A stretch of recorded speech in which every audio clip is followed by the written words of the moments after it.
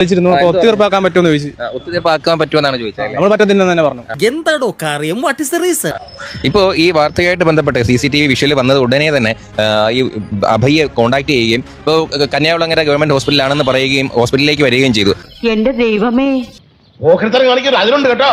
അപ്പോഴാണ് പെട്ടെന്ന് ശ്രദ്ധയിൽപ്പെടുന്നത് ഈ ഉദ്യോഗസ്ഥർ സഞ്ചരിച്ച വാഹനം. നിനക്ക് മാപ്പില്ല കുറുപ്പേ. അയ്യോ പാവങ്ങൾക്ക് എന്തിനാ ഈ ഉടായിപ്പ് കാണിക്കണേ? എന്ത് ചെയ്യാനാ തലേ? എനിക്ക് കാശ് വാങ്ങിച്ചേ ശീലമുള്ളൂ, കാശ് കൊടുത്ത് ശീലമില്ല. ഇതിലേക്ക് ഈ ഹോസ്പിറ്റലിലേക്ക് കടന്നു വരികയും നമ്മുടെ മൈക്ക് കണ്ടപ്പോൾ തന്നെ അതേ സ്പീഡിൽ തിരിച്ചു പോവുകയും ചെയ്യുന്ന കാഴ്ചയാണ് ഇപ്പോൾ കാണുന്നത്. ഇങ്ങനെയായിരുന്നു സംഭവിച്ചത്. ഞാൻ രാവിലെ കോളേജിൽ പോകാൻ വരെയിരുന്നു അതുവഴി.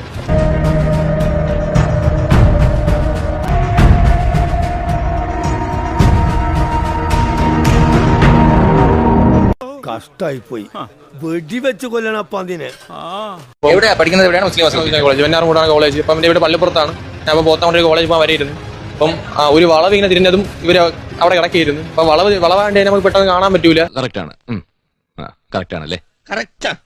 ഒരു സാറ് ലൈനിന്റെ നടുക്ക് എന്റെ റോഡിന്റെ നടുക്ക് ക്രോസ് ചെയ്ത് ഇറങ്ങിയിരുന്നു. പെട്ടെന്ന് തന്നെ കണ്ട എനിക്ക് ഹെൽമെറ്റ് ഇല്ലായിരുന്നു. എന്റെ ഹെൽമെറ്റ് ഫ്രണ്ട് ഇരിക്കുന്നു. അപ്പൊ പെട്ടെന്ന് തന്നെ കണ്ടതും ഫ്രണ്ടിലോട്ട് ഇങ്ങനെ എന്റെ ഇതിലോട്ട് വന്നിട്ട് കൈയാണിച്ച് നിർത്തി. അപ്പൊ ആ സാറിന് ഇടിക്കാതിരിക്കാൻ വേണ്ടി ഞാൻ ഇങ്ങനെ വെട്ടിച്ചൊന്ന് ഒതുക്കി നിർത്തി. സ്വാഭാവികം. അപ്പൊ എന്റെ പിറകെ ഇങ്ങനെ ബൈക്ക് പിടിച്ചിങ്ങനെ ഓടി വന്നിട്ട് ഞാൻ നിർത്തിയ സമയത്ത് തന്നെ എന്നെ ഇവിടെ ഒരു 3-4 അടി അടിക്കുകയും ചെയ്ത് ചെവിയിലും അടിച്ചായിരുന്നു. നിങ്ങൾ മനുഷ്യനോ മൃഗം? അടിച്ചതിന് ശേഷം എന്ത് പറഞ്ഞായിരുന്നു? ആ സാറിനെ ഞാൻ ഇടിച്ചോല്ലാണ് വന്ന മനഃപൂർവ്വം. ഞാൻ ഇത് നിർത്തിയില്ല. സാറിനെ ഇടിച്ചു വന്നിട്ട് പോയാണ് നിൽക്കണത്. ഈസി ആയല്ലോ. അപ്പൊ എല്ലാം ഈസി ആയല്ലോ. എന്ത് പോക്കാണ് പോണത് എന്ന് പറഞ്ഞാൽ ഞാൻ സ്പീഡ് ഇല്ലായിരുന്നു. വണ്ടി അടുത്ത് വന്നോടനെ ആദ്യം മർദ്ദിക്കുകയാണ് ചെയ്തത്. എന്നിട്ടാണ് പിന്നെ വണ്ടി താക്കോൽ ഒരു സംസാരിച്ചു. ശരിയാണ് സാർ, അദ്ദേഹത്തിന് അത് നിഷേധിക്കാനാവില്ല. പിന്നെ എന്നെ വിളിച്ച് കുറച്ച് ചീത്തയും പറഞ്ഞു. എന്റെ അമ്മ അപ്പൊ ഞാൻ ലൈസൻസ് എടുക്കേണ്ട അമ്മയെ വിളിച്ചായിരുന്നു. അപ്പൊ അമ്മയെ വിളിച്ചിട്ട് ആ ഫോൺ വാങ്ങിച്ചിട്ട് അതിലും അമ്മ എന്തൊക്കെയാ പറഞ്ഞു. ആരാണ് ഈ വിദ്വാൻ? അവനെ കിട്ടിയ ചെവിക്കല്ല് നോക്കി ഒന്ന് കൊടുക്കാമായിരുന്നു. അമ്മയായിട്ട് ഒരു 600 രൂപ കൊണ്ടുപോവാ, അല്ലെങ്കിൽ 1100 അവിടെ വെച്ച് തന്നെയാണ്. അവിടെ വെച്ച് തന്നെ 600 രൂപ കൊണ്ടുപോവാ. ഞാൻ വിളിക്കാം, സ്റ്റേഷനിലല്ല വരാൻ പറ, ഫോൺ എന്നിട്ട് ഞാൻ വിളിക്കാം. പോലീസ് അന്വേഷിക്കട്ടെ. അതെന്താ ഈ നാട്ടിൽ ക്രമസമാധാനം ഇല്ലാതായോ? അതായത് 6500 രൂപ കൊണ്ടുവരണം എന്നുള്ളതാണ് പറഞ്ഞത്. അത് അതായത് ഫൈനായിട്ടല്ല പറയുന്നത്. കാരണം ഫൈൻ എന്ന് പറഞ്ഞാൽ ഹെൽമെറ്റ് വയ്ക്കാതെ 500 രൂപ പറ്റിയാണുള്ളത്. ബാക്കി വണ്ടിക്ക് വേറെ കുഴപ്പമില്ല, സ്പ്ലെൻഡറാണ്, വേറെ മോഡിഫിക്കേഷൻ ഒന്നും ഇല്ല.